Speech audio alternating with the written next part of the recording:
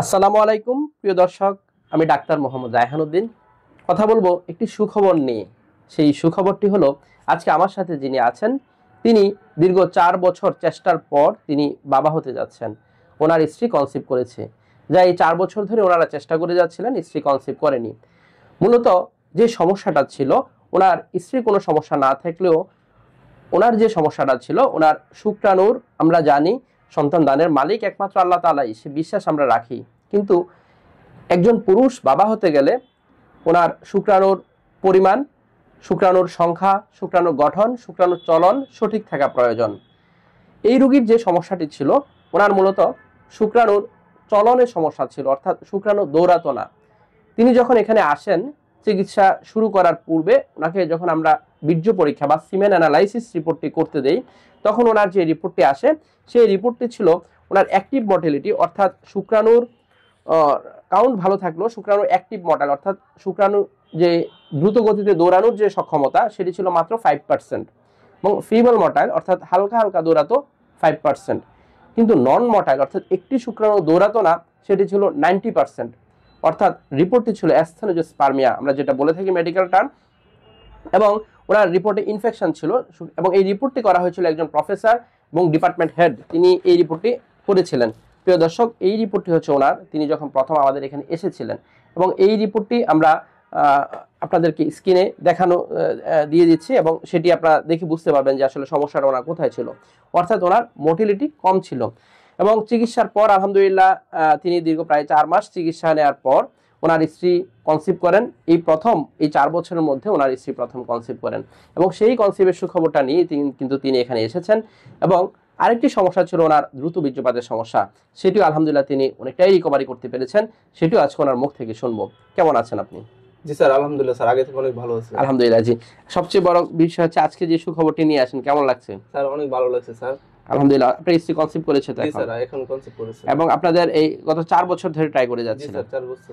কিন্তু স্ত্রী একবারও কনসিভ করেনি এর মধ্যে? একবারও কনসিভ করেনি। এবং আমরা যখন এখানে আসার পর পরীক্ষা করে কি পেলাম, কি সমস্যাটা পেলাম? স্যার আমার যে মোটিলিটি কম ছিল, মোটিলিটি কম ছিল, অনলি 5% অ্যাক্টিভ মর্টাইল ছিল, এবং যেখানে ফিবল ছিল 5% এবং 90% ছিল নন মর্টাইল। এবং সেখান থেকে চিকিৎসার আজকে 4 মাস হয়ে গেল, এবং আলহামদুলিল্লাহ স্ত্রী কনসিভ করেছে তো এখন? জি স্যার, এখন কনসিভ করেছে আলহামদুলিল্লাহ। এখন এই যে স্ত্রী কনসিভ করেছে, নিশ্চয়ই অনেক ভালো লাগছে। এবং অনেক ভালো লাগছে। এই 4 বছর তো মানুষের অনেক কথা শুনতে হয়েছে নিশ্চয়ই। সবচেয়ে বড় কথা হচ্ছে যে একটা দুশ্চিন্তা, একটা টেনশন, আমাদের সমাজ আসলে টেনশন ফ্রি থাকতে দিবে না আপনাকে।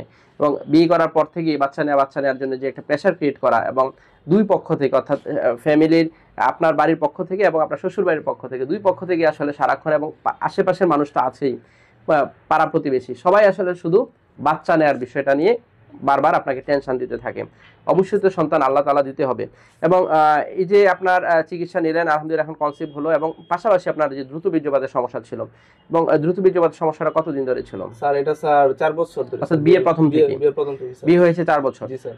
তখন কেমন সময় পেতেন এবং এখন কেমন সময় পাচ্ছেন? তখন স্যার প্রথম সময় পেতাম স্যার 1 মিনিটও পাইতাম না। 1 মিনিটের মধ্যে বীর্যপাত হয়ে যেত চিকিৎসার পূর্বে, এবং এখন চিকিৎসার পর কেমন পাচ্ছেন? স্যার চিকিৎসার পর স্যার 8 থেকে 10 মিনিট পাই। আলহামদুলিল্লাহ। 8 থেকে 10 মিনিট এনাফ সময়, যেই সময়টা নিয়ে আপনার স্ত্রী সন্তুষ্ট দেখুন? জি স্যার, জি স্যার, আলহামদুলিল্লাহ সন্তুষ্ট। এবং আপনি তো একটি সরকারি চাকরি করেন, তিনি কিন্তু একটি ডিফেন্সে রয়েছেন, সরকারি চাকরিজীবী। এবং এই যে সারাক্ষণ আসলে একটা প্রেশার, চাকরির প্রেশার, পরিবারের প্রেশার, এবং এদিকে আপনার যৌন সমস্যার কথা চিন্তা করে সারাক্ষণ একটা টেনশনের মধ্যে থাকতেন, এবং সেই টেনশনগুলো আর এখন কাজ করছে না? স্যার এখন কোনো টেনশন স্যার না স্যার, এটা নিয়ে খুবই টেনশন ছিল স্যার। এই রিপোর্টে আসার পরে আমি খুবই টেনশনে ছিলাম স্যার। এখন স্যার আলহামদুলিল্লাহ আমি অনেকটা টেনশন ফ্রি। আলহামদুলিল্লাহ।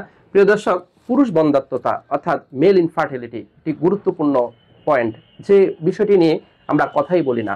সব সময় আমরা বাচ্চা কেন কনসিভ করছে না, আমরা স্ত্রীর দিকে আসলে আঙ্গুল তুলে কথা বলি, এবং সামাজিকভাবে সব সময় স্ত্রীকে আমরা প্রেশারের মধ্যে রাখি। এবং কিন্তু একজন পুরুষ বাবা হতে গেলে, অর্থাৎ স্ত্রী কনসিভ করার জন্য, পুরুষেরও শুক্রাণুর সংখ্যা, শুক্রাণুর গঠন, শুক্রাণুর চলন সবই সঠিক থাকা প্রয়োজন মেডিকেল সায়েন্স মতে। যদি এই ধরনের সমস্যা হয়, উচিত হবে দুজনেরই আসলে চিকিৎসা নেওয়া, এবং দুজনেরই পরীক্ষা করে দেখা আসলে সমস্যাটা কার। যেমন ওনার মোটিলিটি কম ছিল, ওনার কিন্তু স্পার্ম কাউন্ট ভালো ছিল। স্পার্ম কাউন্ট ভালো থাকার পরও যদি মোটিলিটি কম থাকে, তাতেও কিন্তু বাচ্চা হতে কিন্তু, কারণ আপনার কাউন্ট ভালো থাকলে কি হবে, শুক্রাণু দৌড়াতে পারছে না, দৌড়ানোর সক্ষমতা তাদের কম। এবং সেটা আলহামদুলিল্লাহ চিকিৎসার মাধ্যমে 4 মাস চিকিৎসার পর কিন্তু ওনার স্ত্রী কনসিভ করেছে আলহামদুলিল্লাহ।